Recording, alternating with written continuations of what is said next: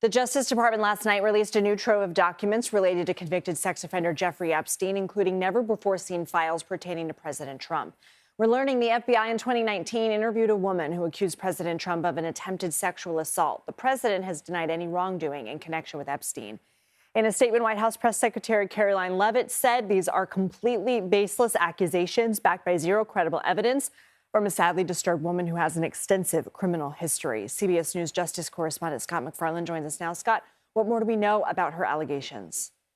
That there were 4 interviews involved with this accuser, but the White House has emphasized what has been shown so far. These are unproven allegations, unfounded allegations of sex misconduct by Donald Trump.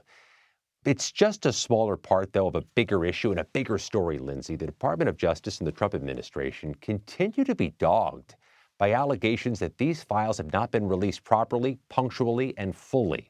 It's been more than 2 months since that deadline for the full release of the files.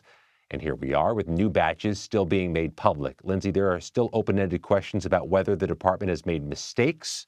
They've made errors. A senior Department of Justice official told CBS News there was a coding problem with some of these files, delaying the release. There have been other mishaps in the processing. It's one of the reasons why Attorney General Pam Bondi has been subpoenaed for a deposition with both parties in Congress later this year behind closed doors to talk about what's going on. And how does the Justice Department explain keeping these files under wraps until now?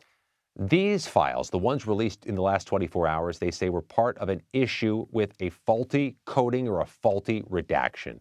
They say this was a mishap, a mistake, nothing deliberate, but nevertheless, and they've been accused of covering up things to benefit Trump. They've been accused of being a politicized Department of Justice. This doesn't help disabuse people of those notions.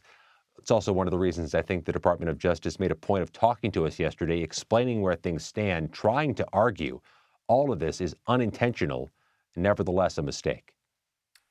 Scott MacFarlane, thank you.